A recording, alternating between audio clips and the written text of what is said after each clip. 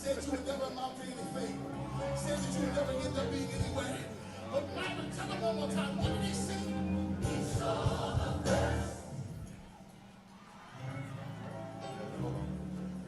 When Mama said you would never be nothing. When aunties and uncles said that you would never amount to anything. When Daddy didn't come home anymore. He didn't look at you and say that you weren't going to make it. God looked at you. And what did he see? What did he see? What did he see? I said, what did he see? I said, what did he see? I said, what did he see? I said, what did he see? I said, what did he see?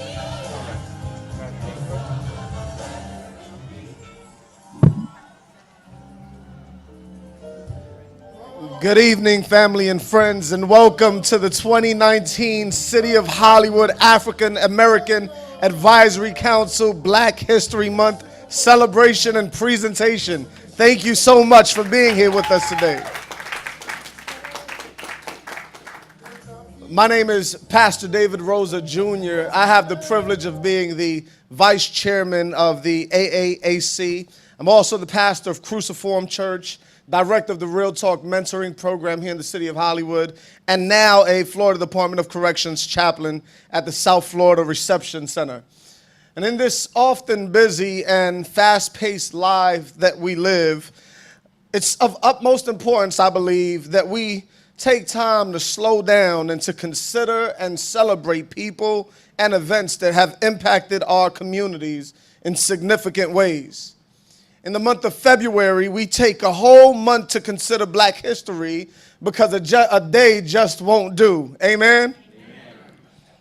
Black history, my friends, is beneficial to us all regardless of where we've come from and the pigmentation of our skin. See, because in Black history, we're reminded of a God who preserves his people even in the face of the harshest forms of oppression and injustice. Black history tells us about a people who have pressed forward even with chains attempting to hold us back. And it also tells of a costly pursuit of justice that does not relent even when not easily obtained. Friends, a history of such great caliber should not merely be tolerated, but instead, a history with such great riches should be consumed and then lived in light of. This transformational history is what we're here to talk about on tonight. And so without further ado, would you join me just for a moment as we lift up a prayer or a moment of silence, just depending on where you are in terms of your faith. Join me now, right after we will be led in Lift Every Voice and Sing by our sister, DeAndrea Moyes. Creator of the heavens and the earth, we thank you for this day. Thank you that you help us to stop and consider people and events that have just incredible consequences in our lives. Thank you that in the busy world that we live in, you create monuments that help us to remember where we've been so that we might walk in wisdom as we enter into the future. God, we pray today that you would be with us. Help us to find hope in struggle, peace in chaos. And Father, we pray that in light of this great history, we would be forever changed. Amen.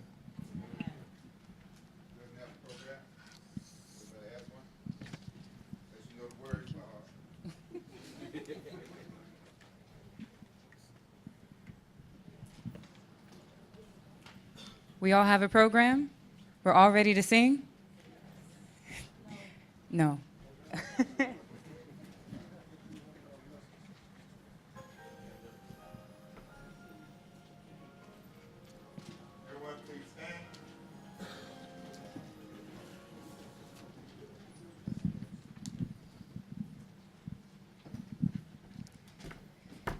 Lift every voice and sing till earth and heaven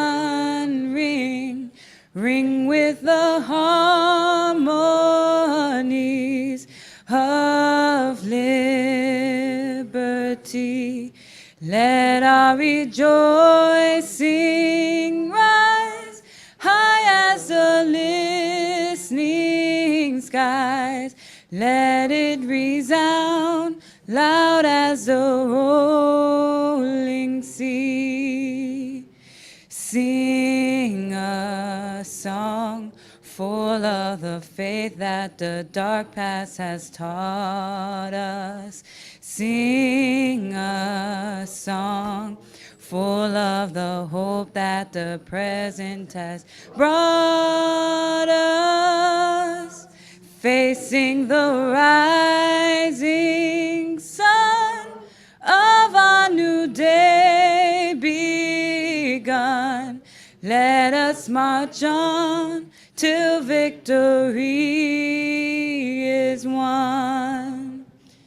Stony the road we trod, bitter the chastening rod, felt in the days when hope unborn had died.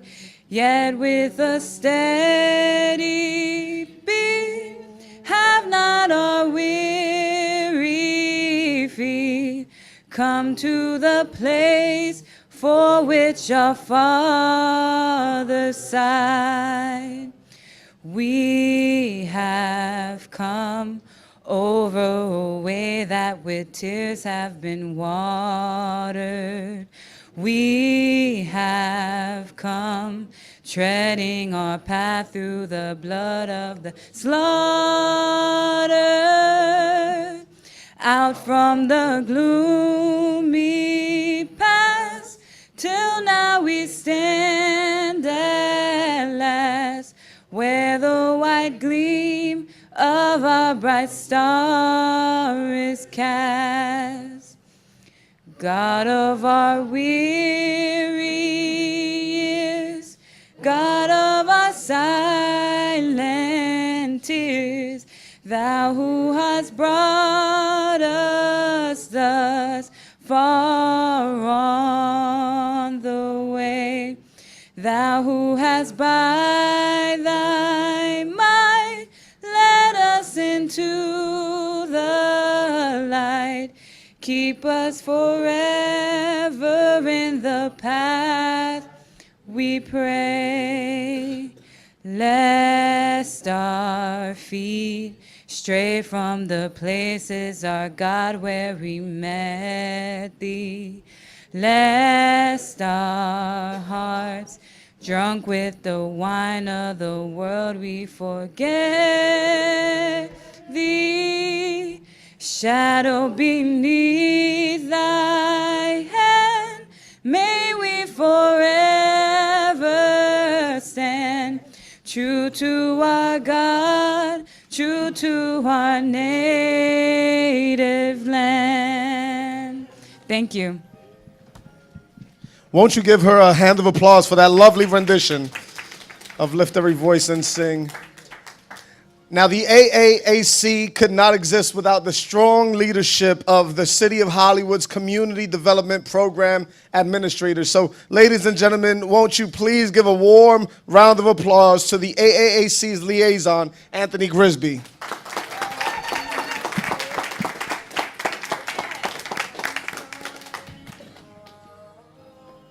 Okay, I'm here just to thank a few people for coming out and making this happen.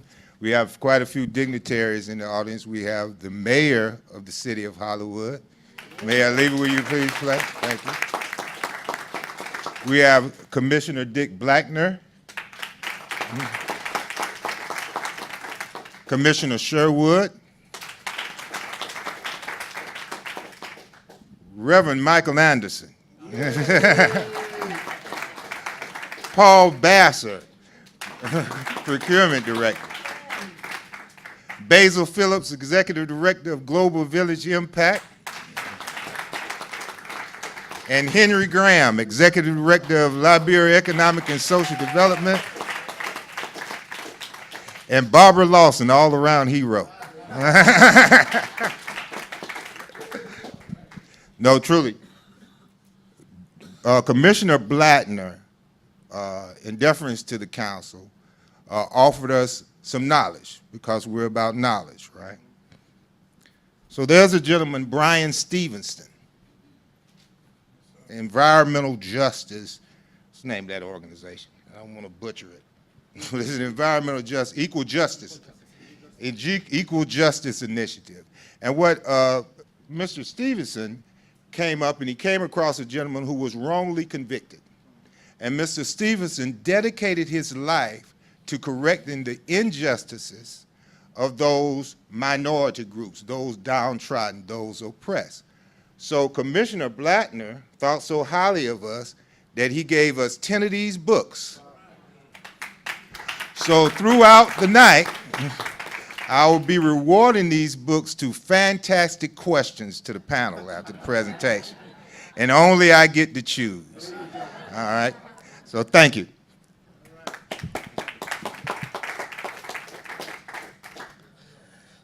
Finally, today we have the distinct pleasure of having back with us Dr. Glenn Bowen. Dr. Bowen is the Executive Director of the Center for Community Service Initiatives at Barry University. He earned a PhD in social welfare at FIU and an MBA at St. Thomas University. Please welcome with us, without further ado, Dr. Bowen.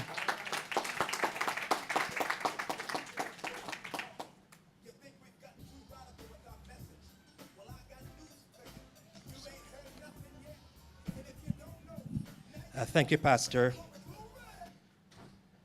Mayor Levy, commissioners, ladies and gentlemen, it's my distinct pleasure to be here to introduce tonight's presenter.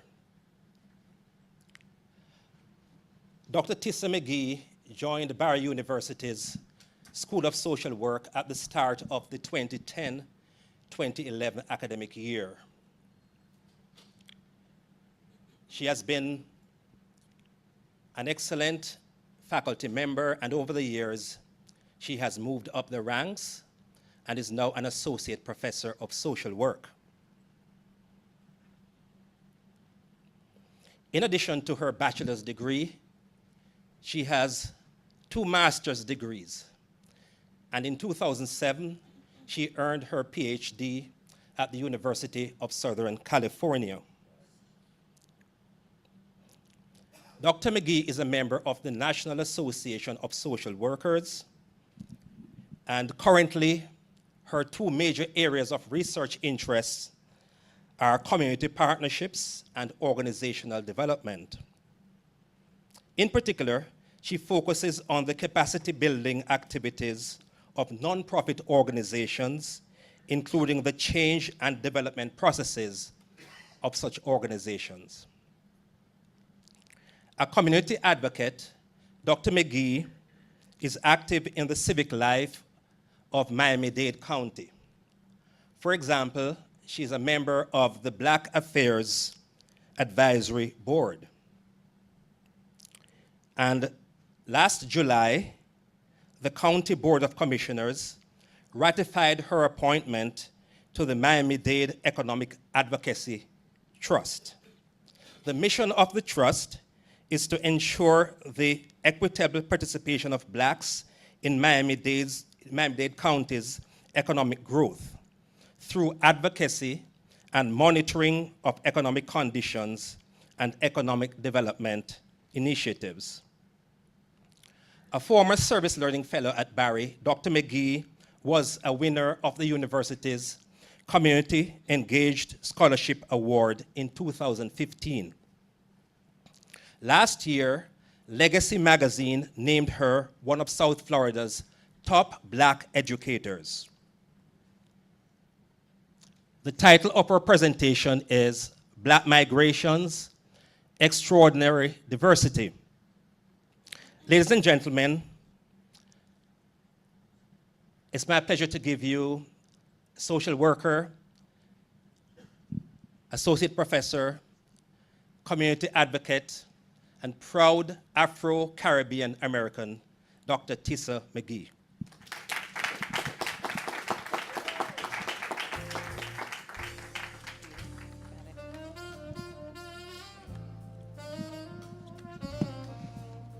Good evening. Good evening. All right. You never follow a pastor. I heard that already, but I will try my very best. As Glenn mentioned, or Dr. Bone mentioned, I'm Dr. Tissa McGee, and I'm so happy and proud to be here, and I appreciate the mayor, the commissioners, and the advisory board, the African American Advisory Board, for having me here today. So I am not an expert in Black history, but I will share with you that it is a passion to know more about where I've come from and how I came to be here in America. And so as an immigrant myself, I want to share a little bit of what I know. And I want to start by talking a little bit about this theme of Black migration and why was that chosen for this year. So the Association for the Study of African American Life and History has made Black migrations its 2019 theme, emphasizing the movement of people of African descent to new destinations and subsequently to new social realities. And that's what led me to really name the presentation for today after the diversity, right? And this extraordinary diversity that we face as a result of everyone who was able to and did migrate from the South and came back from the South, came back from the North to the South and gave more, right? So this is what this presentation is about. So this massive demographic shift remade our nation in ways that are still being felt today, culturally, politically, and socially. So again, this presentation only gives you a snapshot of the history of the Great Migration. I definitely could not do that in a 20-minute time frame, but it's only briefly that I am able to share those sort of 3 phases of the journey and the impact that it's had, especially on us here in South Florida. So one of the great historians and persons that actually looked at this topic of the Great Migration. Her name is Isabel Wilkerson, and she wrote The Warmth of Other Suns. She said, the impact of the Great Migration on America's life is difficult to overstate. The economies, the politics, the culture of American great cities were forever changed. Her book says that its imprint is everywhere in urban life. The configuration of the cities as we know them today, the social geography of Black and white neighborhoods, the spread of the housing project, as well as the rise of well-scrubbed Black middle class, along with the alternating waves of white flight and suburbanation, all of these grew directly or indirectly from the response of everyone touched by the Great Migration. So I just want to share with you a little bit tonight about those sort of 3 phases, and then talk a little bit more about Caribbean migration. And then we will turn it over to the esteemed panel to take this discussion further. So on your screens, you'll see just a little bit of a timeline. And I want to point out between 1910 and 1970 is when you saw the Great Migration really happening. So more than 6 million African Americans moved out of the South to cities in the Northeast, Midwest, and West in search of higher wages and industrial jobs and better social and political opportunities. So I'm not bypassing the fact that there was great strife in the South and there were great issues that led people to want to leave, but it's also important to note where they were hopeful and they were going towards something that was greater than themselves. And I think that's one of the reasons why I was drawn to really help in terms of participating in tonight, is really to talk about, again, diversity and the opportunities that the migration brought to us. So again, there were lots of reasons for leaving the South. There were actually a number of reasons that were touted were sharecropping, right? The ability or lack of ability for the African Americans to be able to get a living wage, to provide for their families, to give them the things that they needed. So worsening economic conditions, the lynch mob, all of those things, they sought higher wages, better homes, political rights. So between 1910 and 1970, again, this migration transformed the country into the America we know today.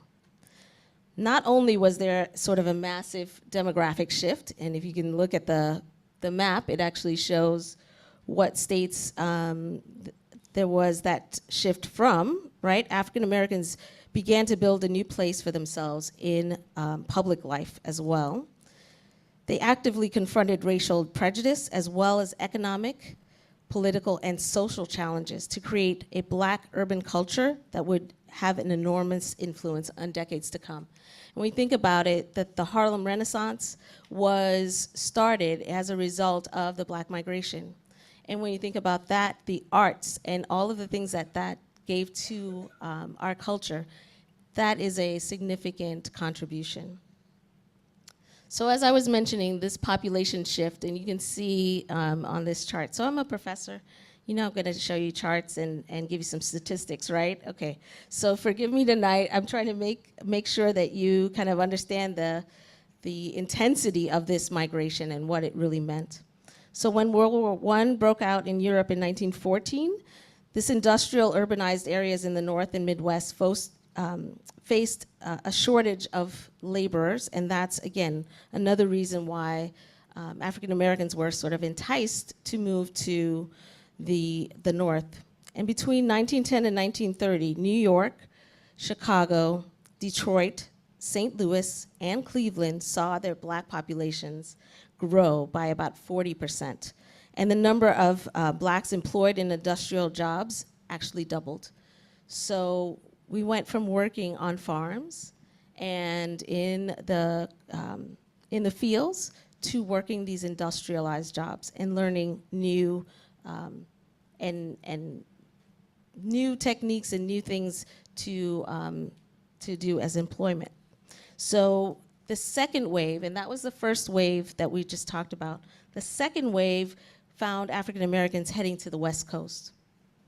So this second wave was more to coastal cities of California, Oregon, and Washington.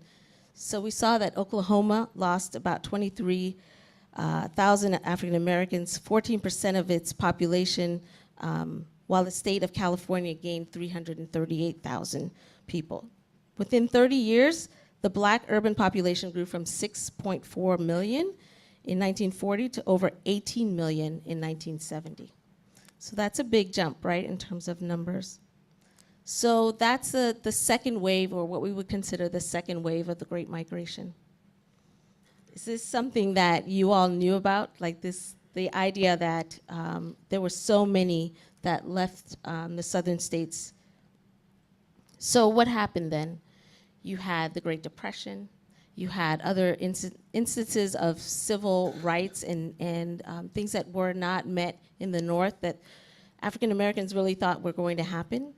And now you have this surge of people in 1970 and beyond heading back to the South, right? And so since 1970, more African Americans have moved to the South than any other region. African Americans leaving the Northeast are 50% more likely to move to the South than white Americans who migrate to other parts of the country. This reverse migration is what we're calling it. There were issues that were being considered, and there were the same issues that took our people north, right? It was considering issues of better opportunities, having more community space, and safety, right? So those were some of the things that they were interested in. And this map just actually shows that there is, this was between 2005 and 2010, that there was, again, that great reverse migration back to the South. So the top 5 growth metros or metropolitan cities were Atlanta, Dallas, Houston, Miami, and Washington. And the lost cities belong to New York, Chicago, Los Angeles, Philadelphia, and Detroit. Okay, so you see that there's, again, that reverse migration. So this is the part that I wanted to really touch base on, and the fact that Caribbean migrants came to South Florida. The role of Afro-Caribbeans, particularly the Bahamians, in the physical and economic development of not just Miami, Key West, all of South Florida in the late 19th century has gone largely unacknowledged. So the number of black immigrants in the United States has more than quadrupled, right, since 1980. The growth is expected to continue, and we know this. So the Census Bureau projects that by 2060, 16.5% of the US blacks will all be immigrants. In all, there are 3.8 million black immigrants in the country today, and that number is expected to reach 11.9 million by 2060. So those are some tremendous projections. The role of Afro-Caribbeans, particularly Bahamians, in the physical and economic development of South Florida in the late 19th century, again, has gone that largely unacknowledged. But they helped to clear all the tropical forests for the development of the Coconut Grove neighborhood, right? Yes. So it's important for us to acknowledge the fact that our ancestors and really played a role, and immigrants really played a role in the development of South Florida. So there's another little chart that says 1 in 5 Florida residents is an immigrant, while only 1 in 8 is a native-born US citizen, and at least 1 has an immigrant parent. So I'm gonna take a small poll in this room right now. I wanna see how many of us are immigrants here in the city of Hollywood tonight. All right, so give yourself a round of applause, right, for that travel. And descendants, right, so, or have an immigrant parent, yes, absolutely, or immigrants in your family and background, absolutely. So in 2005, 4.1 million immigrants, foreign-born individuals is what we're considering, comprised 20% of the population. Florida was home to 2 million women, 1.8 million men, and 219,000 children who were immigrants. So of course tonight I cannot include everyone of all the countries that were part of the development of South Florida, but I do want to point out the immigrants from Jamaica, St. Vincent and the Grenadines, Trinidad and Tobago, and Barbados. The Bahamas and are Cubans, and there are lots of other immigrants from other countries. I don't know, anyone want to shout out where else you are from in this room? Haiti. Haiti, of course, yes. How can I forget? In the Pan-African diaspora. The Pan-African diaspora. Anyone else? Yes. Cuba, all right. And Nassau, awesome. Belize, all right, I see you. Okay. I know, I feel like a DJ now, right? Throw up your flag. Okay. So the idea here is, what does this immigration mean to the state of Florida and South Florida? And how can immigrants impact our communities? One of the things that I really found to be interesting about this data was, I'm gonna take a drink of water, sorry about that.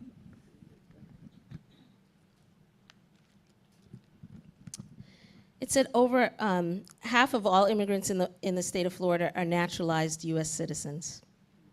Isn't that an interesting fact? 2.2 million immigrants had naturalized as of 2015, and 784,000 immigrants were eligible to become US citizens in 2015. The majority of them reportedly spoke English well or very well, and immigrants in Florida are distributed across the educational spectrum. So these are all like important pieces of data that we need to show. That chart also is from the state of Florida and the Immigration Office, and they actually show how many immigrants are in the state, and then it also talks about immigrant entrepreneurs that invigorate the economy. That number there, the 500, and it should say there's an extra comma there. It should say 595,700,000 immigrants that are integral part of entrepreneurs invigorating the economy of South Florida. So that's an interesting part of this presentation. And it really has an impact on how we survive every day, right, as a community. And that's one of the things I really want to point out. Again, the diversity of our community really makes an important part of who we are in South Florida. So I just kind of want to wrap up with my dad's story. And that picture, I don't know if it's too clear, but that's me when I was just a wee little girl, so probably like 1.5 or 2 years old. And my parents migrated from Trinidad and Tobago to New York. And so at the time, most immigrants either came to Florida or some East Coast city, and New York was largely among them. His story of coming through, he didn't actually get here directly to the United States, but he went through a couple other islands before getting here, really talks about the idea of the struggle to get and the opportunity to be someplace and go where you think you're going to have a better life. And I think that's one of the things I wanted to share was when my parents brought me here, it made me think, you know, I was just a little girl, but it made me think that I would not be where I am today without the ability of them giving me the opportunity to come here. So our experience is parallel because without that, his opportunities, I would not be here, and without my opportunities, I would not be here tonight to share this story with you. So I just want to say thank you so much for indulging me and sharing a little history with you. Never forget where we came from, and always praise the bridges that carried us over, is Fannie Lou Hamer. And this portrait is one of Jacob Lawrence's really stunning works around the Black migration, and I just wanted to share that with you. So thank you so much for your time and attention tonight.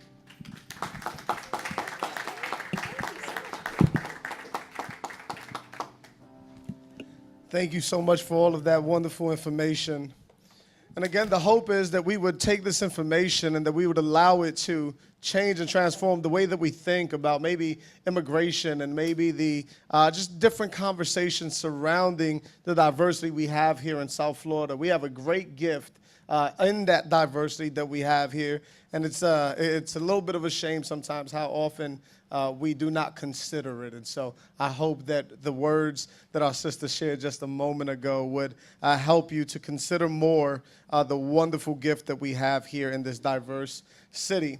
Well, at this time, I want to introduce to you our panel moderator. Our panel moderator today is Dr. Richard Lewis. Dr. Richard Lewis is a member of the AAAC. He's been an associate dean at Broward College for 11 years. That's right. He earned a Doctor of Education in Organizational Leadership at Nova Southeastern University, a Master's of Business Administration in Human Resource Management at Nova, and a Master's of Arts in Sports Administration at Wayne State University. So please give a warm hand of applause to the African American Advisory Council member, Dr. Richard Lewis.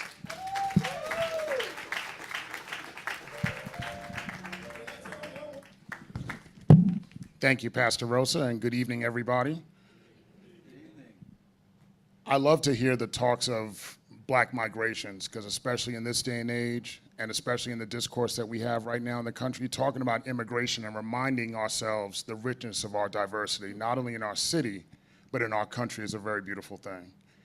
We're gonna have our panel come up and speak to you guys about their experiences in their families migrating here, and take your questions as well. In my personal experience, I was born in New York City. I'm a native of New York. And my parents didn't even know each other when they came to this country. They both came from Haiti, and they both came on their separate journeys. So how they met each other in an English as a second language class. My mother was my dad's tutor. And then you know what happened after that.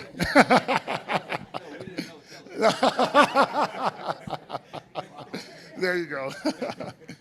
So today, and all of us having our stories, it was a very interesting dynamic growing up in a Haitian household and with American friends. And I would always say, well, you know, my friends get to do this, my friends get to do that. My dad said, in this house, We run by Haitian rules here.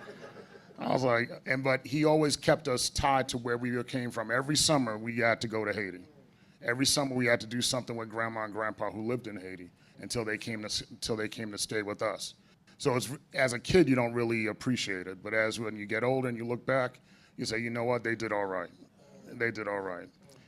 And today we're going to have our panel share their experiences with you as well, as far as their migration experiences, and also take your questions as well. Our first panel member is Ms. Marie Paul Woodson.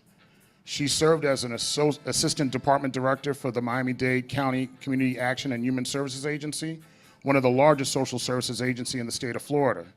Her professional experience includes 35 years in government, having held positions such as Division Director, Manager, Quality Assurance Supervisor.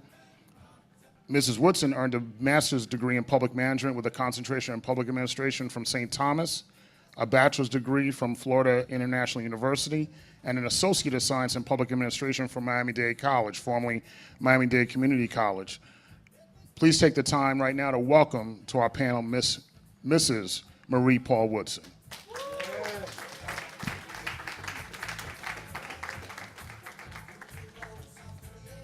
Our next panelist is Mr. Parole Pierre. Mr. Pierre is an associate professor at the MedLife Institute in the Department of Health and Sociology. Mr. Pierre holds a master's degree in social work and is a certified addiction professional. He is involved in pastoral ministry at Pembroke Road Baptist Church in Miramar, and he has taught human growth and development, sociology, psychology, and ESOL. He is an active member of the Global Village Impact right here in Hollywood, Florida. Please also give a warm round of applause for Mr. Pierre as we welcome him to the panel.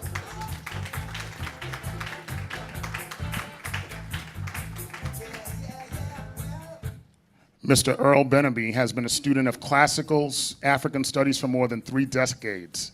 He has appeared on numerous public broadcasts as a participant in a variety of forums centered on African studies and culture of the people living in the diaspora. Earl is a lifelong member of the Association of the Studies of African Civilizations under the tutelage of the former Dr. Asa Hilliard and Dr. John Hendrick Clark as his mentors. He's happily married. I put the happily married in there. He just said married. He's married. He's married and is blessed to have 3 children who are all graduates of historical black colleges and universities. Please welcome Mr. Beneby to our panel.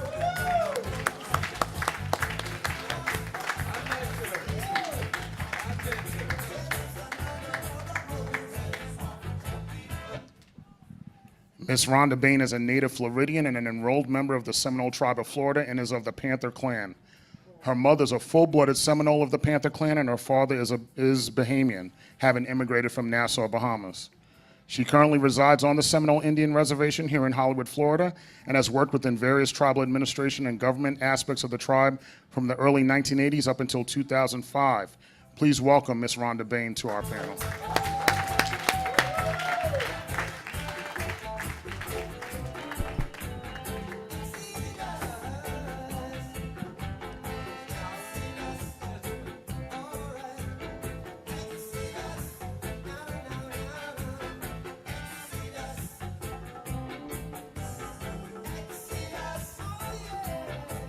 We want to give each of the panelists a little bit to talk about their immigration journeys, and then we'll open the floor to questions. Mrs. Woodson.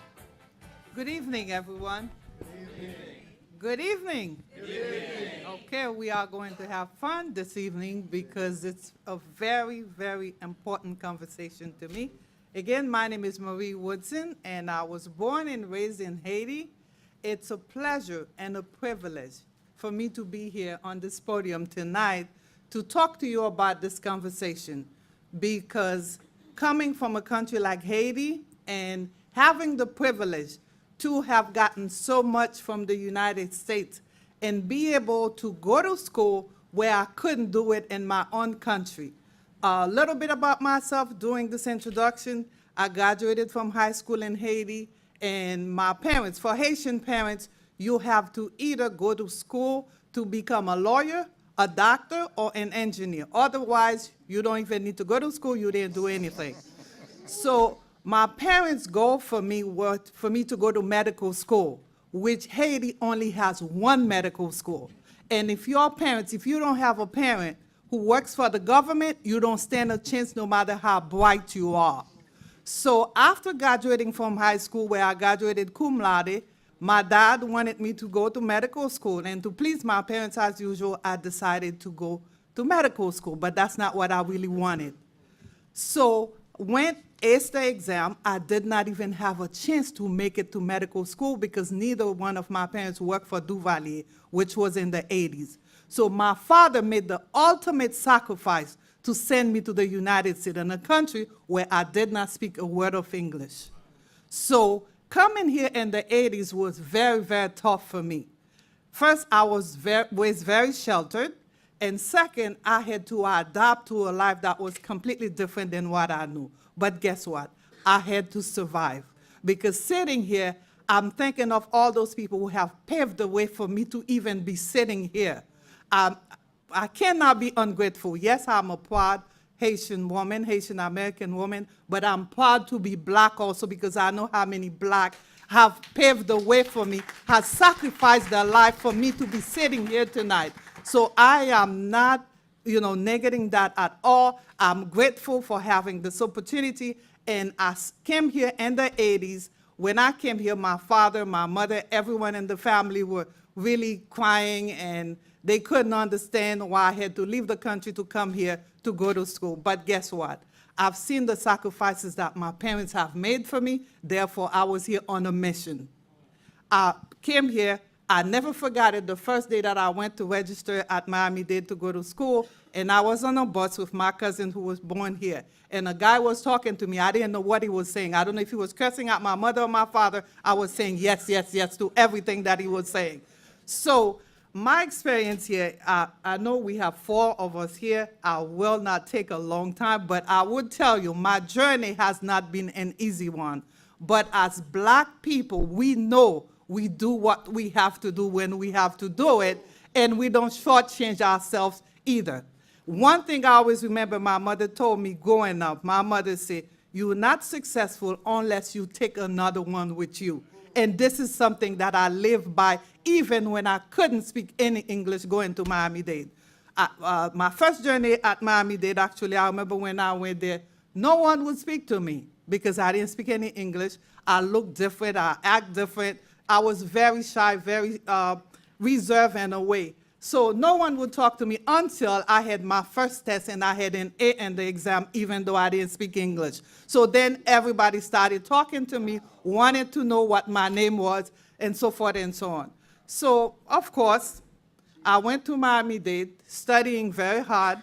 Every night I would stay late, and I would have a little radio on the side of my head, my bed, because I wanted to make sure that I speak English. That was my goal, to speak English, to understand people. Because if you're living here, I don't expect no one to cater to me because I left my country to come to a country where people have fought. And I'm not going to forget either. Haiti was the first black republic to become an independent nation. The first one in 1804. Thank you for that, yes. We cannot forget it, and we have also helped other nations to gain their independence. So I want to, that was in my blood, first of all, to always contribute, to always help. So I went to Miami-Dade, graduated from Miami-Dade, even though sometimes you would see some professors, they would not give you really what you were worth. Because first, you're from Haiti, you don't speak English. It's always an issue with certain things, but guess what? I would strive to get that A in Miami-Dade. Like I tell young people, you can do it. No matter how hard someone makes it for you, you push, and you keep pushing. So while I was at Miami-Dade, I also landed a little job in Miami-Dade County. My cousin went to apply for a job, so I said, yes, I was going to apply for one also. But guess what? They called for a social worker aide position making $445 biweekly. Never forgot it. I started making $445 biweekly, working hard, always give it my best bet, even when I had to take a lot of work home and everything else. By the time I left Miami-Dade County now, 35 years later, because I was 21 when I started. I know you figure you got my age already, but it's okay. It's okay, I'm part of my age.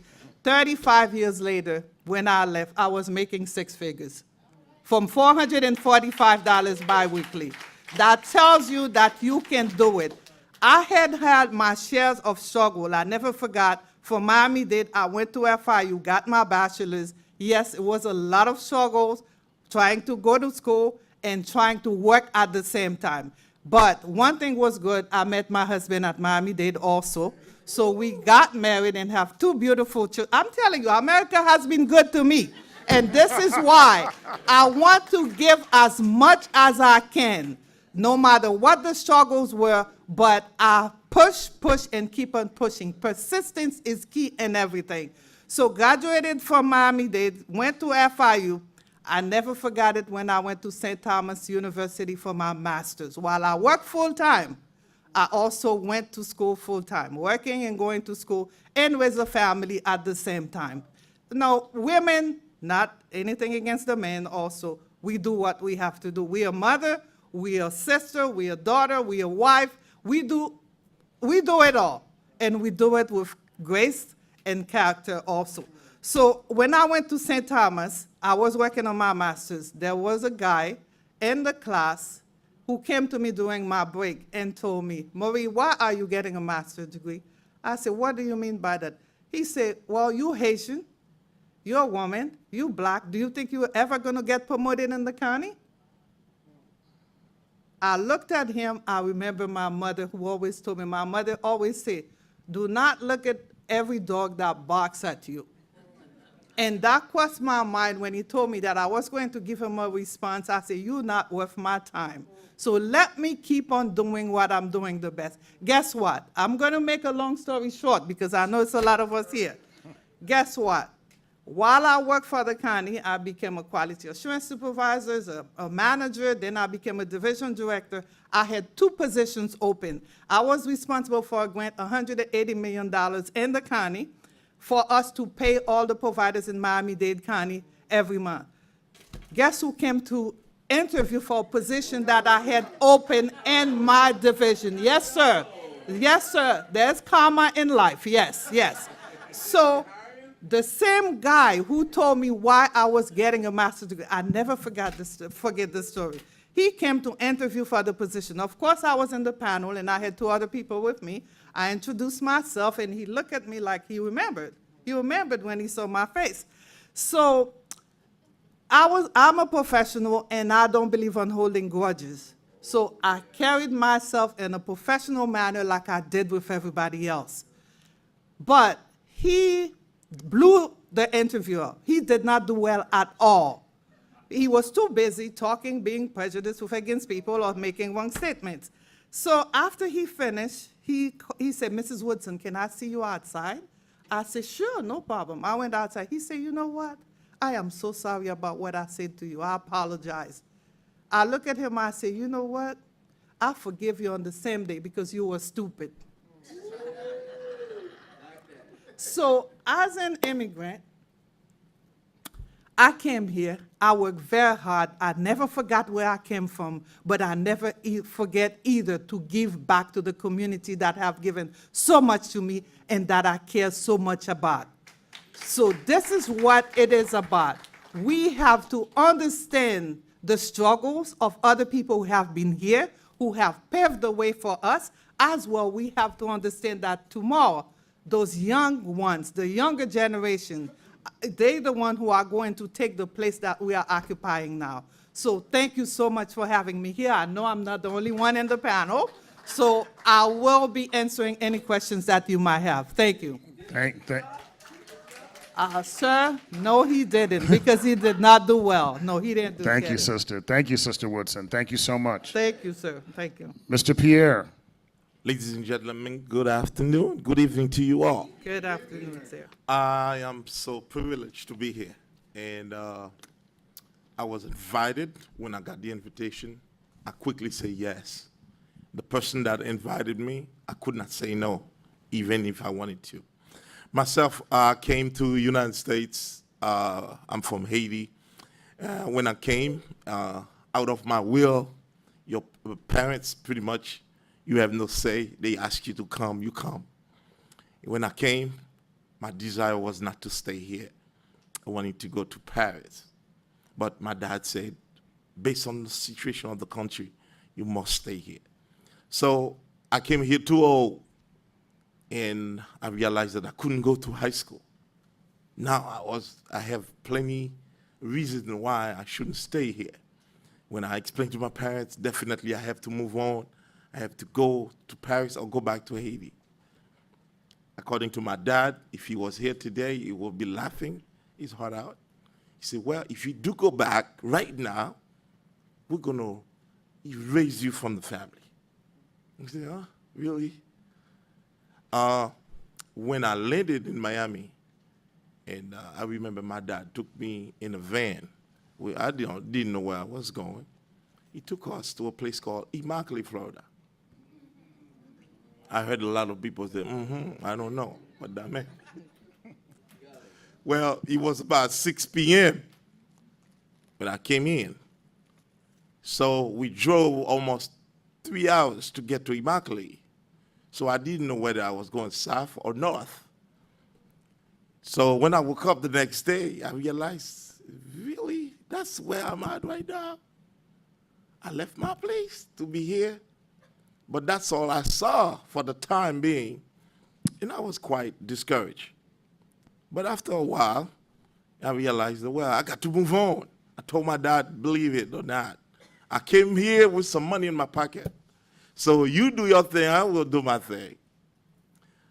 2 weeks later, I just went to DMV. At the time, you didn't have to take a test, a written test. You just can drive, and then they give you a license. So I got my license. That little money that I brought with me, bought a car. So I only go see them on weekends. I'm in Miami every day. In Miami doing what? Now I have to find a school. United States of America.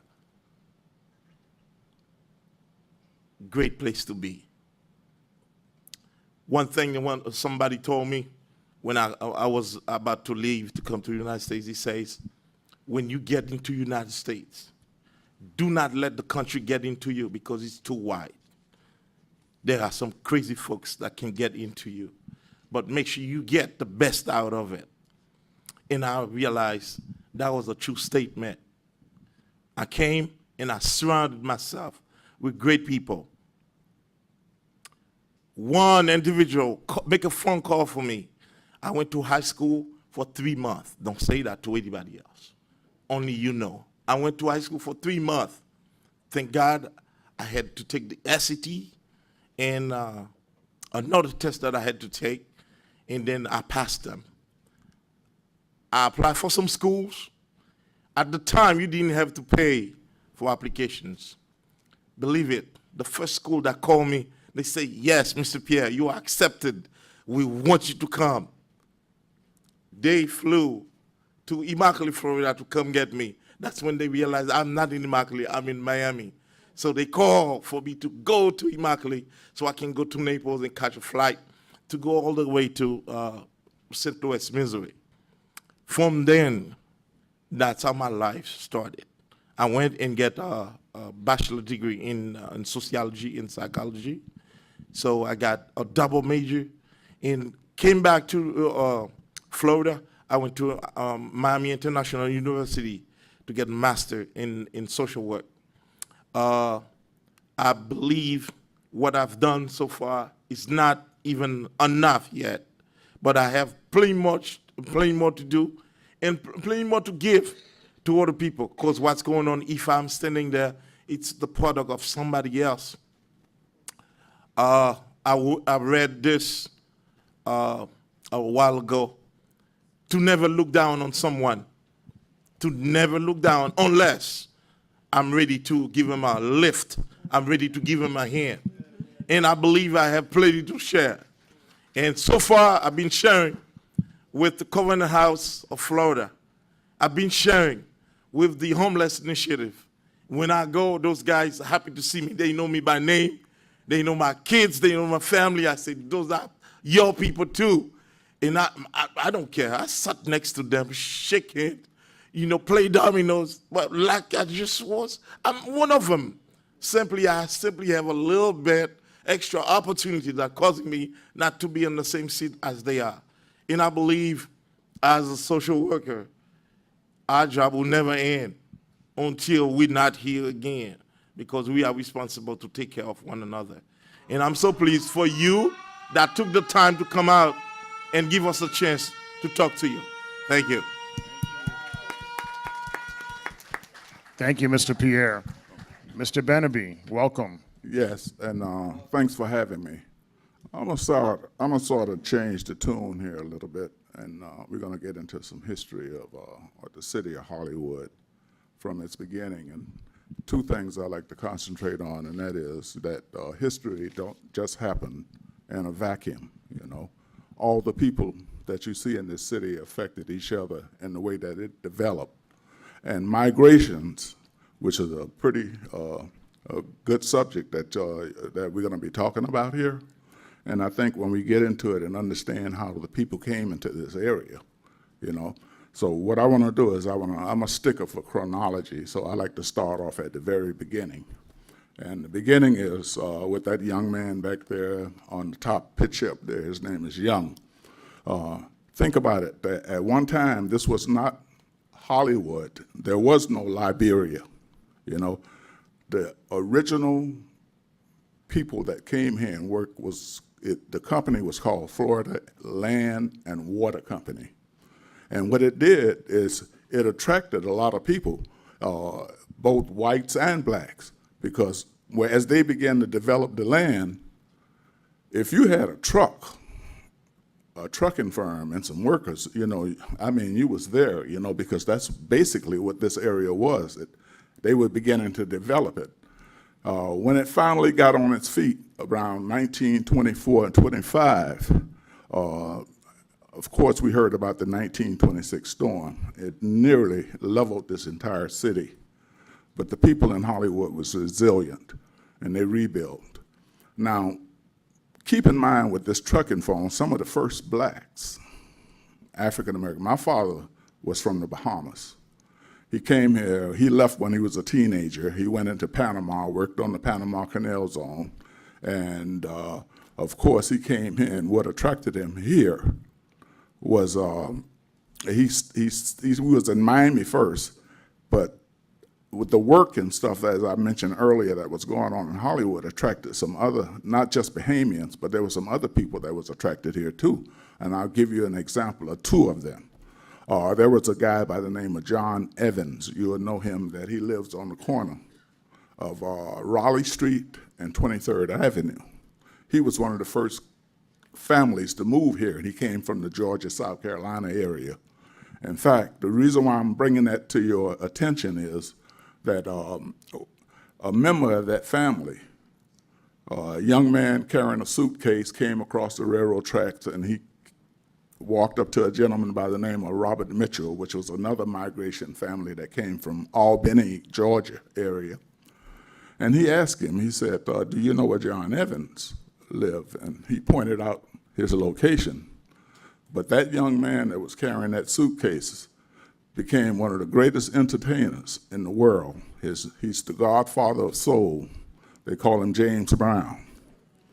Secondly, you had the next Bahamian family that had a trucking firm was a gentleman by the name of Sparky Johnson. He came from the Bahamas in Ackland's Crooked Island area. He had a trucking firm of about, he had about 5 dump trucks, and he employed about 15 or 20 men. He owned the Flores, which was on Phippen Road, In fact, Mr. Phippen and my father were very good friends. I have a picture of my father here. Him and David Keating are very, very close friends. Mayor Keating back there. In fact, Mayor Keating's son and I were the ones, his campaign office was on 24th Avenue and Hollywood Boulevard. In fact, we were the ones that put out the signs, okay? Now, let's look at some of these migrations and how they really came, what brought them about. My father came here because he didn't too much like the Overtown area, and he wanted to settle here. 10 children was born. I'm the last one. In the 47, I was born, and that's the last time that the midwife was able to deliver children, because after 47, they had to go into hospitals, you know? And in 1930s, let's get into the 30s, because another thing, one circumstance that caused a big migration was Franklin Delano Roosevelt. When he became president, he had what is known as the New Deal. And that New Deal brought a lot of Bahamians into the Liberia area. And there was an area called CC Camp. I found out later that this was called the Conservation Corps. And if you stood on the corner of Cody Street and you look up the hill from Cody Street to about Atlanta Street, you would notice that there was a big area with tents. And the Bahamians migrated here. They actually lived in tents. And they worked mostly the parks and whatever that was going on with the New Deal. This is what brought them here, and this is why they was employed here. The evidence of their presence is that many of them came from South America. Some of them even came, even though they were Bahamians, but they didn't all just come out of the Bahama Islands. They was employed in many areas in South America, Cuba, and other places. In fact, you'll find evidence of that because, excuse me, on Atlanta Street, you have a church there called St. Adorka. It used to be St. Adorka. St. Adorka was a contemporary of Marcus Garvey, you know. In fact, my father, them smuggled her in there. They thought it was some kind of back to Africa, but they really didn't like her, you know, because she always preached a lot of nationalism. And there's a church, and that church is still named in her honor. But of course, she was later assassinated in Miami, Florida, in a church. Someone shot in the church and assassinated her. But those were many of the Bahamians went to church at there. Now, the next group of Bahamians that settled here, they came because of another circumstance, and that is there was a gentleman that worked for he was one of the partners in Standard Oil, but he decided he wanted to build a railroad. And this is very significant because Henry Flagler, when he came to build this railroad down the East Coast, it had a lot to do with people migrating here. This is when all the people from South Carolina, Georgia, we even had them far away as Chicago and Philadelphia, and these were families that migrated to work on the railroad. And the reason why I'm mentioning this is there's something very significant about this, because Henry Flagler and his railroad is what set the boundaries for black and white families. See, the black families live on the west side of the railroad track. They work, even though both white and black work on it, and then the whites, they worked on the east side. So that was a boundary, okay?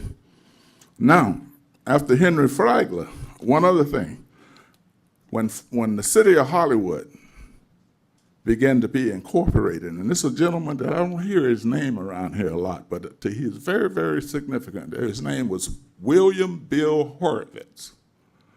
He was the one that bought the Florida Land and Water Company, and that's when they began to incorporate into a city of Hollywood. Now, Liberia, where the blacks live, this wasn't Liberia. They had one name for it, Route 1.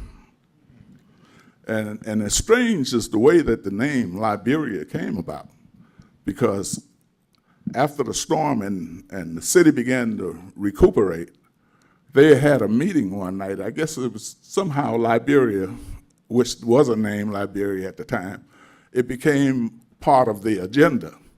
So there was a gentleman in the chamber with the city commissioners and the mayor and everyone. He decided he would take a ride down there and check out this area, because what happened was when Horowitz bought the Florida Land and Water Company, his attorneys that came in here, he didn't come personally, his attorneys came in, and what he did was he looked at the area and decided that he was gonna give some extra land to the blacks, because we were all kind of like crunched in down between two avenues. And what he did was, and I know there's gonna be a little controversy here, but the land across the street from Sheridan Street, right, the New Hope Baptist Church, right there, you see, remember, New Hope Baptist Church, that land was actually was given to the blacks. But we never used it. We started a baseball team. Now, we used to go play baseball there. Now it's known as Boggs Field. But we had a teen center that sat on that property. They moved it down to McClellan Street and 23rd Avenue. I'm gonna give this up in a minute here. You know, I hate to get started. We a little pressed for time. I know. But anyway, you know, that's what happened. And my father, he was involved with real estate, and he had some really nice friends here in the city of Hollywood. Fippen, I mentioned one, and you also had JB.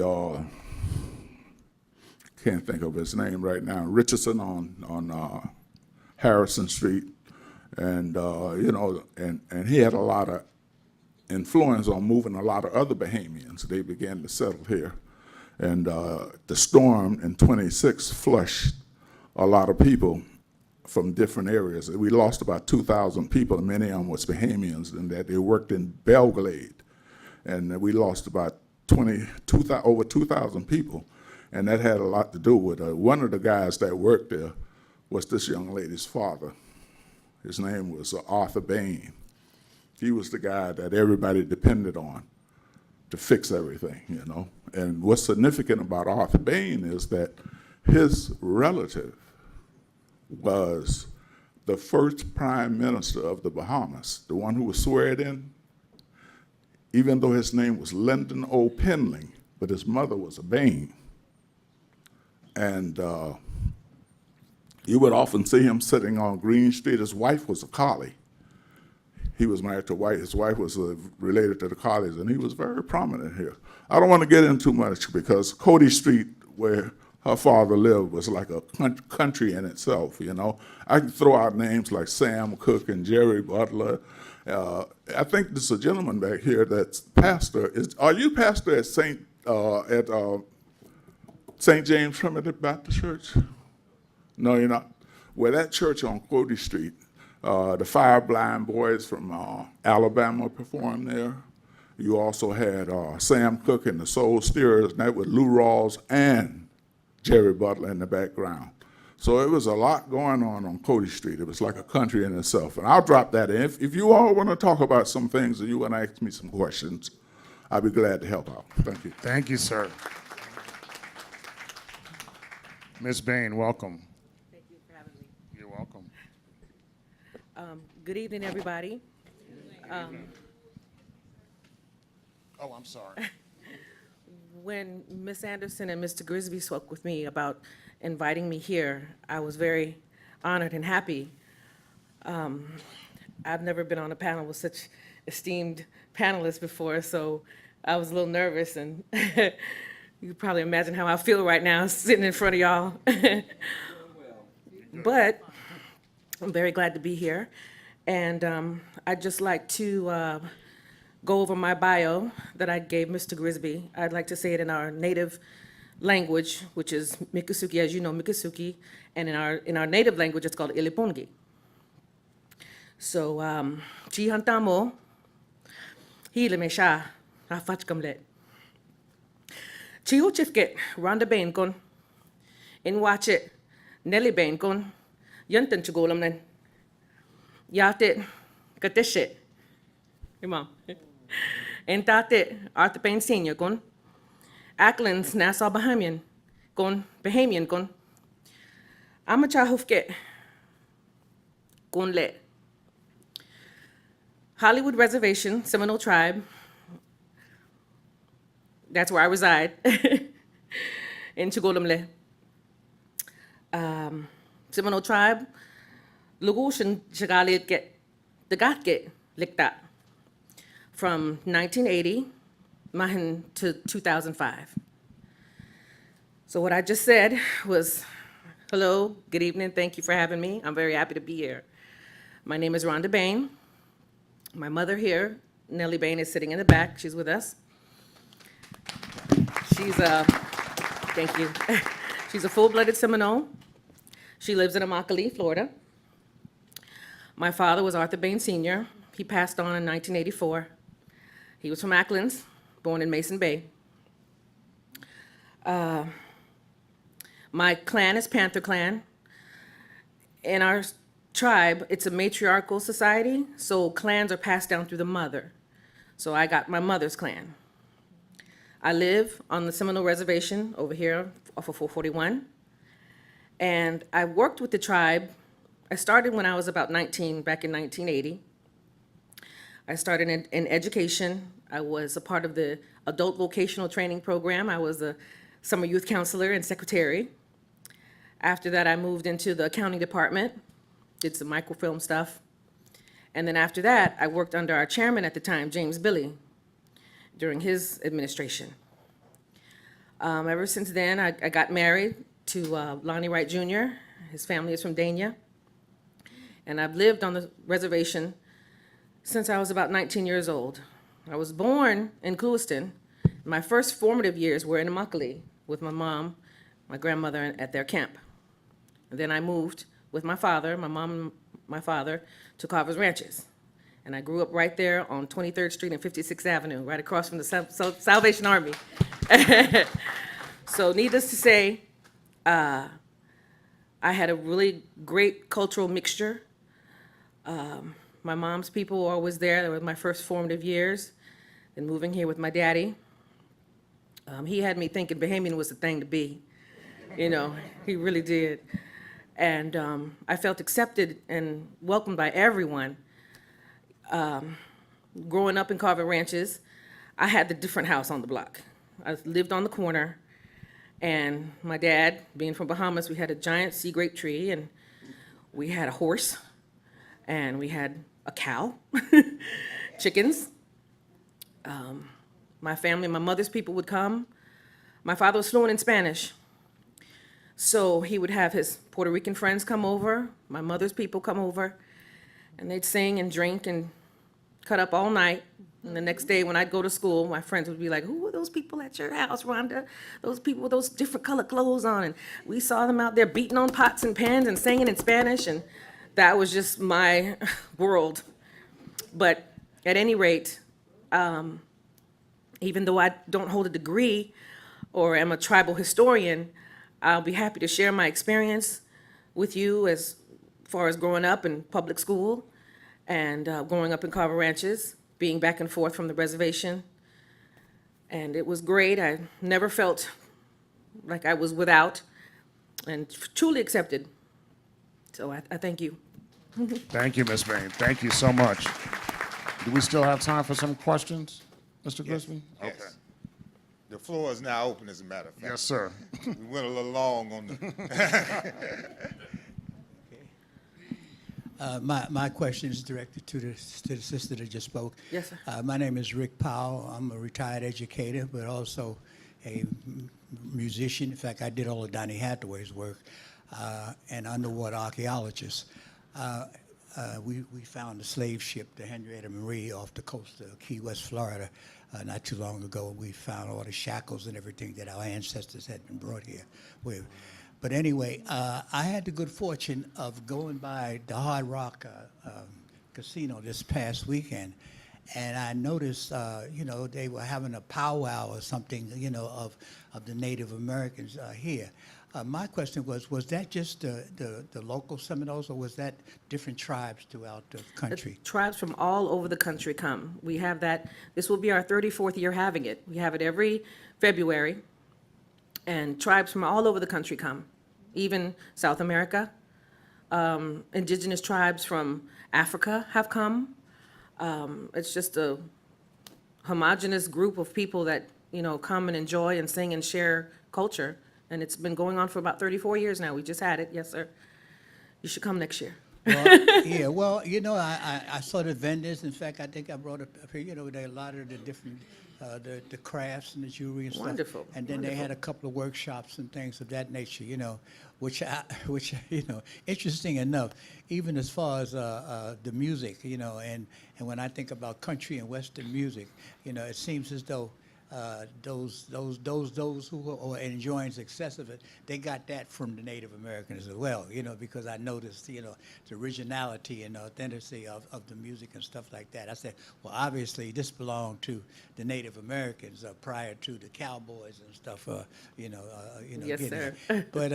But anyway, yeah, so I wanted to know, and I really wish it had been even publicized more so that more people could take advantage of it, because, I mean, most people, they come to the reservation, they go to the casino and everything, but they never really get to an opportunity to learn anything about the culture and stuff of the Native Americans who live here on the reservation. Mr. Grisby. 1, 2, and then Dr. Cannon.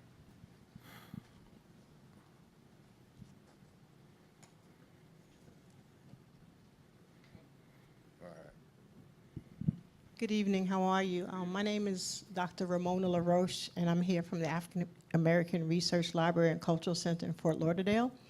I'm a Gullah Geechee woman from South Carolina, 6th generation. And two things. I particularly want to talk to you even more after. We're having a Seminole night at the library next month on March 8th. So we invite you to our destination Friday. That's a Friday night from 6:30 to 8:30. 9:30. But I wanted to talk more about, and not necessarily here tonight, but this connection between the Bahamian and the Seminole connection. Yes, ma'am. As a new person here in Florida, because I've only been here since August, I get a sense sometimes like there's not a lot of discussion about the Black Seminole. And I'm particularly interested in see how the integration takes place, and I welcome an opportunity for more conversation about that. And we can talk. I don't really have a question. I just want to kind of put that out there in terms of for some future dialogue. I Thank really, you. really appreciate that. Excuse me. You said you was with Geechee? Okay. All right. There's some history there. There's a lot of Bahamian history there too, because what happened was the first time that the British, they reneged on annexing the Bahama Islands, but the closest territory they had during that time was located in South Carolina. So when most of the British people, most of the Bahamians that worked with them in the Bahamas, they brought them into the only territory which was closest to the closest British territory was in South Carolina. So they always spoke with that accent, and that's where that term Geechee come from. It really was a Bahamian accent, and it was different. And the reason why they call them saltwater Geechees is the fact that they didn't eat out of the lakes. They like to fish in the ocean, So they were called saltwater Geechees. We also have a large Barbadian connection in Charleston, South Carolina, because in 1670, the British who lived in Barbados came to Charleston, and they replicated their slavery system, the slave codes and everything in 1670 into Charleston, which was formed. And they brought, descendants or ancestors of Gullah Geechee people. I'm particularly interested in Barbados as a connection, so if anybody would like to talk about Barbados, I'd love to. So that's what we were hoping. We were hoping to get this conversation of subcultures that we weren't aware of. Matter of fact, you'd get a book, but you work for the African American Research Library. It doesn't seem like it makes sense. So I'm going to say that one. But this brother gets one for Donny Hathaway. Wow. That's awesome. Good evening, good evening. It's so nice to be in this beautiful celebration in regards to 400 years of Native American, African, and English history. This past January, you ever heard about the 1887 Choka? Luxatch? Like yes. Well, the Seminoles was never defeated. Yes. That's one thing about the Seminoles and the Black Maroon. We joined forces together collectively. Gene Tenney, he had a celebration, a spiritual remembrance. This is the 400th year celebration. Make sure you understand that. 1619, It wasn't in Jamestown, it was in Hampton, Virginia, that they brought the slaves from Africa.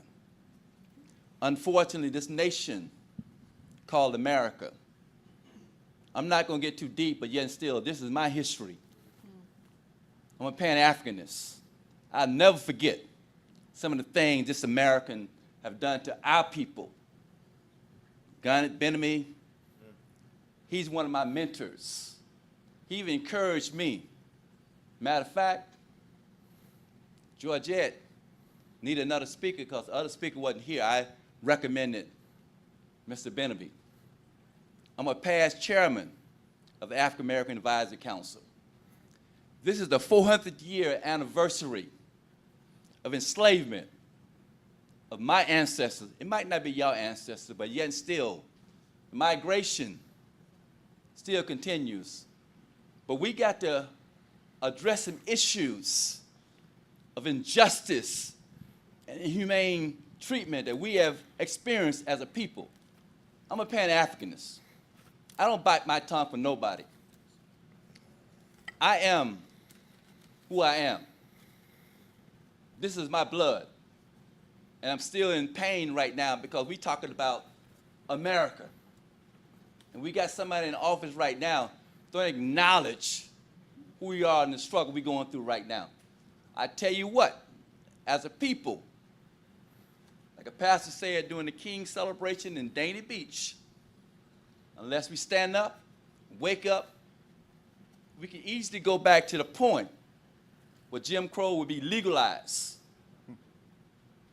I'm not, excuse my expression. One time I was considered as a product. I was less than a human, 3/5. And we got to understand the nation history. You come from Haiti. I wear a Haitian hat continuously. Two of my black brothers, they don't understand, but they look at you as boat people. One of the greatest republic, Louis Dufour, what he did to things, that's why Haiti is not respected, because it defeated the so-called greatest. That's right. Napoleon Bonaparte. Bonaparte. Let's be straight up. It's time for us to rise up as a people. I don't mind losing my life because I understand my culture. I understand who I am as a person. I would not back down. My mommy told me, son, you got to be 2 times better than a white man to get the same respect. I've been 35 years. I got my plaque right here as a postal service. And believe me, I know my history. I've traveled all over. Anthony know me. I ain't going to speak long because some people don't like me, but yet still, it's time for us to wake up because Hollywood is a great state. No, it's a great state for as I'm concerned. Hollywood needs to lead the nation in regards to who we are. You don't tell me what to say because we got to redefine who we are. Because I'm going to end right now. I seen the movie Wakanda. I don't know where I come from because of enslavement. But prior to enslavement, we was a great nation, Timbuktu. Ain't nobody else came before the melanin people looked just like me. These so-called European whites, they stole all our history. They changed our God. They changed our Jesus to look like them. It's time for us to just stand up and be who we are. I don't give. I ain't gonna go there, but I love y'all. I made sure I told Bob, he's here from Miami Garden. I told Rick, I told them we gonna be here because it's time for Hollywood to step up and make things happen. Yeah. Dick Bladner is gone. Me and Dick Bladner, we've been going back and forth. He's a commissioner. They know me. I used to be the chairperson of this council right here. I recruited Anthony. Let me sit down right now. Henry Graham created the council, but I'm glad I ain't on the council, but I'm still going to be fighting because I'm coming back. I know who I am right now. It's time for a reckoning. I'm a disruptor. It's time for a change. Love y'all. I'm glad y'all came. Bob, I told you, it's our time. Rise, rise, rise. Good afternoon. This question really could go to each one of you, but I wanted to address it to Mrs. Bain. Mrs. Bain, in the healthcare profession, what we recognized is ethnic individuals are more prominent for chronic diseases, especially those cardiovascular and respiratory. And I do know in the American Indian tribe that that is a challenge for the population in itself. Can you tell me, based on your cultural manifolds, what are we doing now to erect that so that our cultures can live longer than we are living now, because we are dying quicker than we ever died before? Thank you. Yes, ma'am. What I've noticed, my grandmother died of sugar diabetes. And as I got older, a lot of our kids were really obese with our food, fried bread. You know, I love fried bread. We have a traditional drink called sofki. It's a corn drink. There's no meat or vegetables in it. It's a roasted corn, but very high in carbs. So with the fried bread, the drink that we have, as well as sodas today and processed food, that is a big enemy for natives, especially the tribe, even our brothers down in Miccosukee. Sugar diabetes is prevalent. What the tribe has started to do within the past, I'd say 6 years now, we started having wellness conferences, all about nutrition, sobriety. That's another scourge of the tribe, alcoholism. We'd have week-long events, sometimes down in Duck Key, Key West. We had one last year at the Hard Rock, and the numbers keep growing, but also the fatalities with sugar and alcohol. So with that, the tribe still struggles, but wellness conferences are definitely on the rise, as well as with our health clinic. They started doing, each reservation would have a little rally. Hollywood would go against Big Cypress. Big Cypress would go against Tampa. Tampa would go against Immokalee. And it would be like a rally, you know, running, walking, whatever you want to do. Everybody got a little Fitbit to keep up with their steps, and, you know, you joined a team. So those are definitely steps that the tribe has been taking, and it's helped. It's been a lot of education. The younger kids are definitely getting slimmer because of the Fitbit and the res rallies. Their competitive side comes out. You know, they like to compete against each other. So that is definitely one of the things that we really strive on: sobriety and wellness, nutrition, you know, physical movement. So that's really, I'm glad you touched on that, because it's a struggle, but we're making progress. Good evening, panel. My name is Jennifer. I'm on the council. I'm an American African, as I like to call myself. And I was really interested, Mr. Benabi, and as I've lived in Hollywood, I always wondered what were you know how there would be neighborhoods that would once be white and they would become black. So I wondered what the kind of the black migrational patterns have been in Hollywood.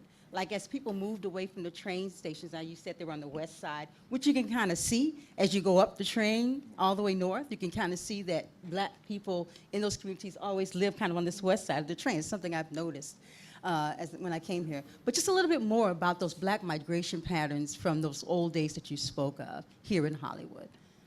Yes, those patterns where blacks live. Yes. On the west side of the railroads.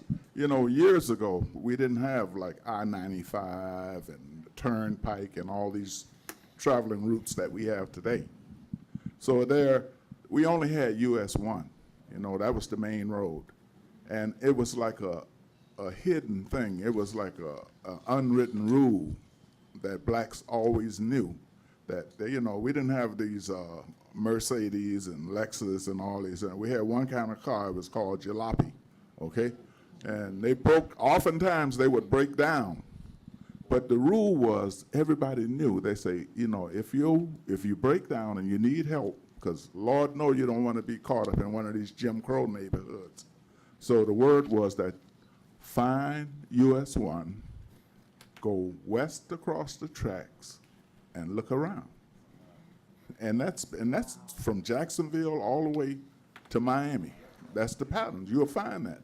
That's all the blacks live on the west side of the track. and the East.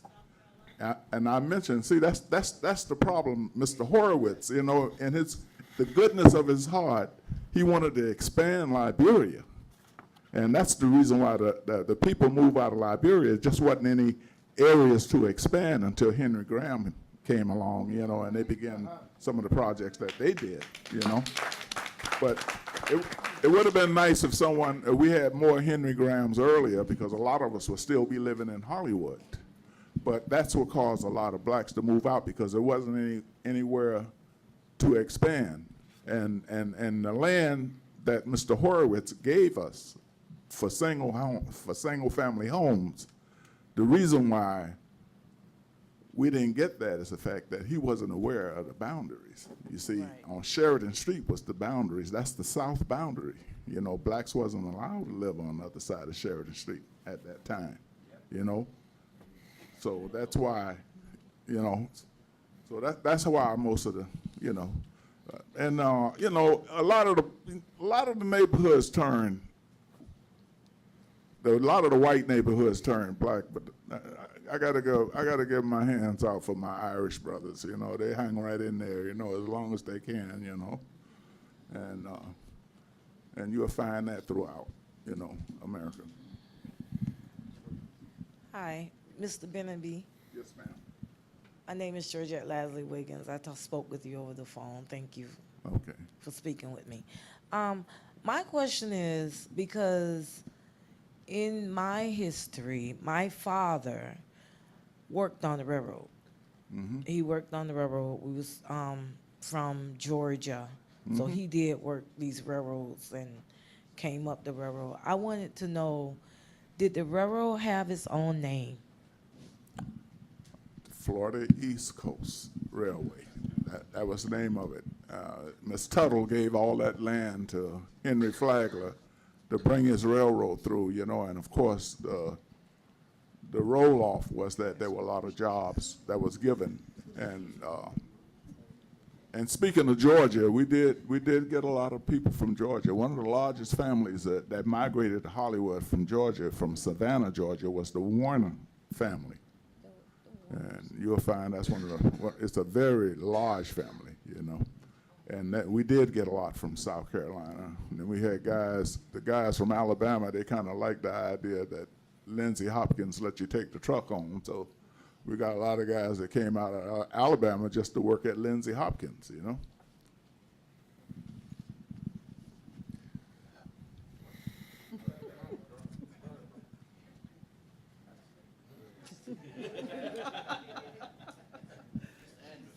Mr. Anderson, to Mr. Andersons.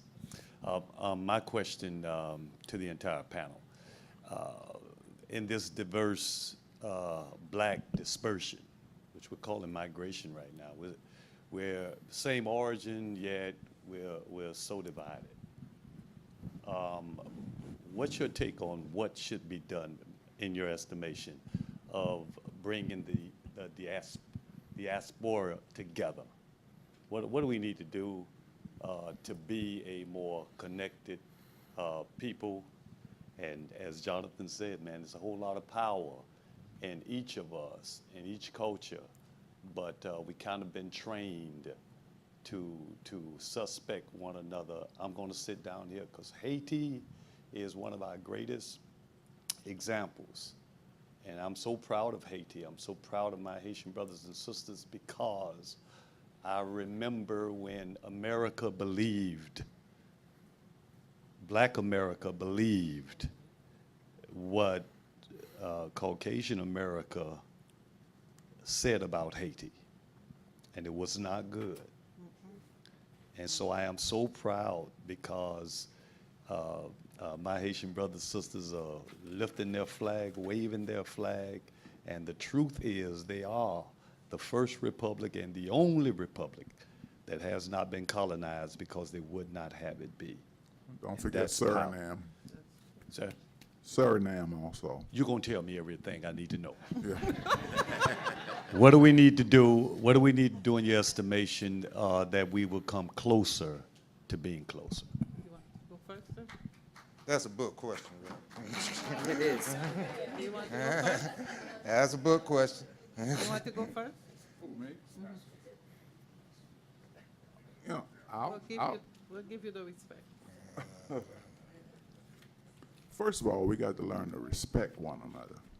You know, that's I noticed when I went to school, that was one thing that a lot of guys outside of my Bahamian culture, they always said, man, he said, I notice you guys never fight. I never see you guys argue or do anything. And I think once we learn to start respecting each other, and we shouldn't allow somebody to come, like what the Reverend would say, to come to us and speak ill will against Haitian people, Because if it wasn't for the Haitian people, we probably wouldn't have Louisiana and none of that territory. Yeah, and the thing about it is that people just really haven't, they don't know their history and they don't know their values of history, And I think that's one of the most important things, Once we can learn to respect each other, we can build together, we can invest together, And like Jonathan was saying earlier, we need to get that economic thing on track too. And that begins, like when I grew up, there wasn't no limitations on what you can do. Sparky Johnson came down here, he owned a nursery and everything. He had his own secretary and everything, his trucking firm. The same thing with John Evans. John Evans, he came down with his trucking firm and everything. He might have, he lost a lot of land. It was a couple of good pieces of land that was taken from him. Because he lacked. He didn't have that degree like the sister down here had. Yes, sir. Good evening. I was going to add a little bit to Mr. Anderson, Reverend Anderson asked. That was a very good question, actually, because I really believe that as a nation, we are one. My father always told us that. He said, we all came from Africa. They dropped some over here, dropped some in Haiti, dropped some in Jamaica, dropped some all over. But we were taught to be one against each other. So we are unique. We are one as a nation. We have to start respecting our differences. Because you have differences, we have differences as a nation. However, if we embrace those differences, we will be better as a nation. What I take as an example, and anybody here who is of Hispanic background could say whether I'm lying or not. Whether they come from Cuba, they come from Puerto Rico, they come from all over. They love each other. Whether they fighting or not, they would push you and take one of their own. And this is what we need to start learning. We might have our differences, but we need to learn how to respect each other, to back each other up, to teach each other, because I might not know something you might know better than I do, but I'm always willing to learn. Let's take each other under our wings, especially the younger generation. We need to be an example for the younger generation, because they growing up, if they see us as adults, not respecting each other, not seeing our differences and try to work together for the betterment of our nation. Once we do those two things, we would stop making our better step. Amen. I have a question. Hi, good evening again. And I must say first, I applaud the panels from the different backgrounds, especially the migrants. I myself, I'm a migrant. I came to Miami in 1984. I became a citizen in 1991 out of Jamaica. I came here, I had my children back home. In 1988, I brought my children here, and they became citizens with me. I didn't get what they get as being born in Jamaica and the education, but when I got here and I brought them in, I said, y'all gonna do better than me. Exactly. My oldest son served 21 years in the military and retired. My daughter went to college. So my children, they come here and they get a better life, and I thank God for America. If it wasn't for America, they wouldn't have got. And not only that, the family that came first. One day I get up and I said, one take one. So what we did, all the other family that was back there, first my mother came, because my father died before I traveled. So we took my mother and we took all the siblings, came to America, and they all are doing better today. So you guys came here and you make the best of it. I didn't get that far with the degrees and all of that stuff, but I learned a thing or two. So I get to own my own home. I've been living in Liberia now for the past 24 years, own my house. My house is a project of Henry Graham, where you come in and you don't, I didn't even have to go through to see if I'm qualified. All I know is I was told, buy the land, we'll put the house on it, you pay the mortgage, and I know I'm a owner of my home. Amen. So I just thank God. I don't know if I was still in Jamaica, if I would have owned my own home, but I could tell you, I had a beautiful 3-bedroom, 2-bath in the city of Liberia, and I'm very, very proud. Question though, Mr. Pierre, I'm looking at you and you look pretty young. And you said when you came here, you didn't have to take a test to get a driver's license.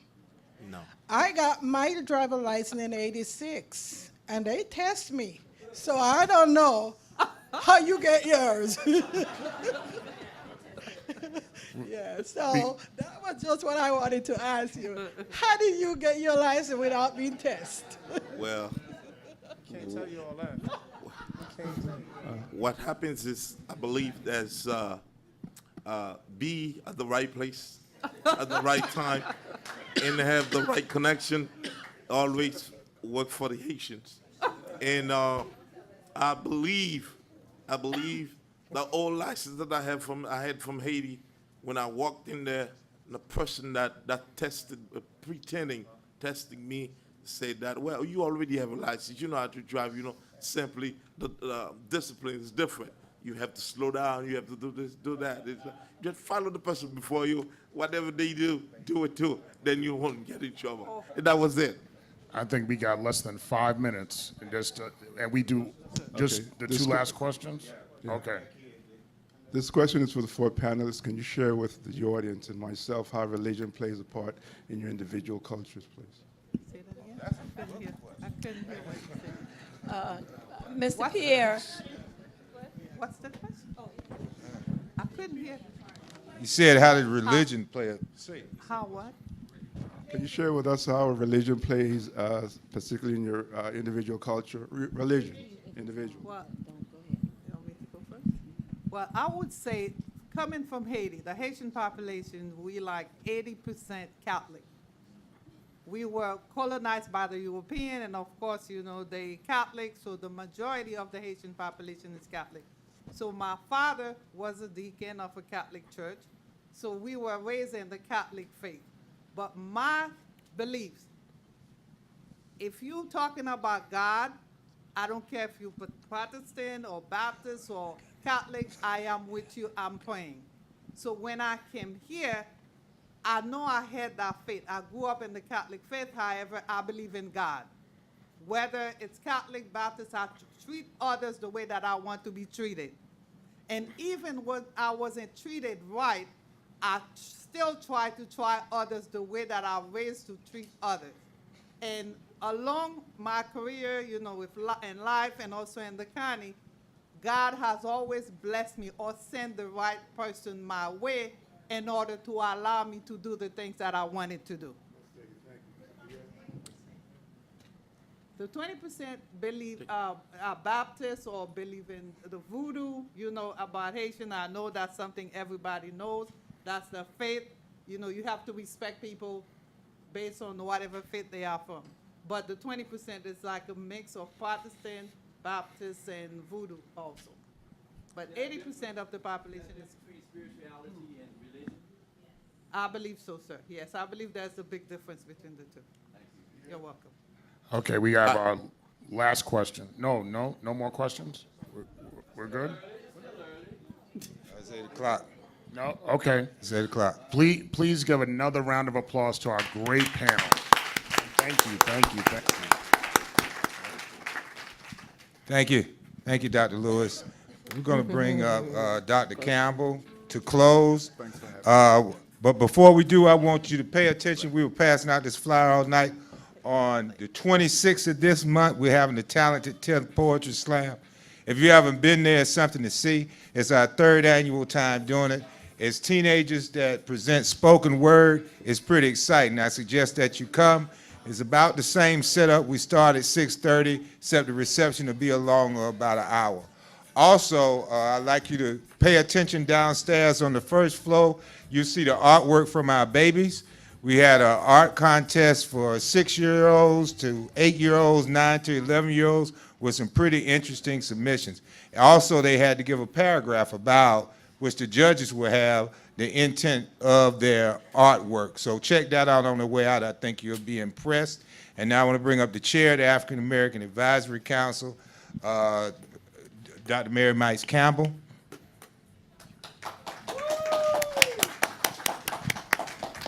Good afternoon, everyone. It is truly an honor to have such a beautiful audience, not only in persons, in terms of your appearance, but also in our cultural sensitivity to who we are. Thank you so much for coming out. To our panel, it has been a journey, but the destiny is what we all are successfully looking at in terms of who we are and where we come from. No one can take that from us, and no one can declare who we are or who we are not. You know who you are. There's a verse in the Bible that says that he would give you beauty for ashes, oil of joy for heaviness, and dancing for mourning. So you now have your dancing shoes on. To the audience, let me say to you, you are beautiful in who you are. You lift your head up at all times, and you walk with dignity and respect. No one can ever tell you that you are not who God said you are to be. I can tell you my struggle, but that's not why I'm here today. I'm just going to tell you the PhD that you hear at the end of my name, there was a journey of tears, and if my walls can talk and my pillars can sing, they would tell you how I had to come to get where I am. But that's my journey. You have a journey too. My father says this, and I'm going to close. He said, Pumpkin, you are my black horse if you never win a race. I came in the era where dark-complected individuals were not considered beautiful. Now, you know what I'm talking about. So my dad had to teach me that beauty was not out here, but it was in here. So that's what you have to walk with today, with the beauty that you have. To my mistress of ceremony, thank you so very much. You did an excellent job. I appreciate it. To the host, I am so appreciative for all that you've done. I appreciate everything. Doc, every year is like having you on my side. I believe the Bible say Aaron and her. You are the Aaron, and that's the her that has helped me up, and I appreciate it all the way. Doc. Yeah, just get a better analogy. No. So I guess I have to explain. You guys do know what Aaron and her. I'm kidding. All right.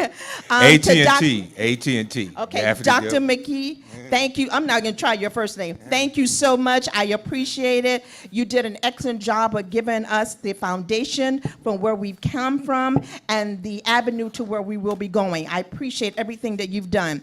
AT&T, thank you so very much. We really appreciate you. Thank you for the picture, girl. You made me look good.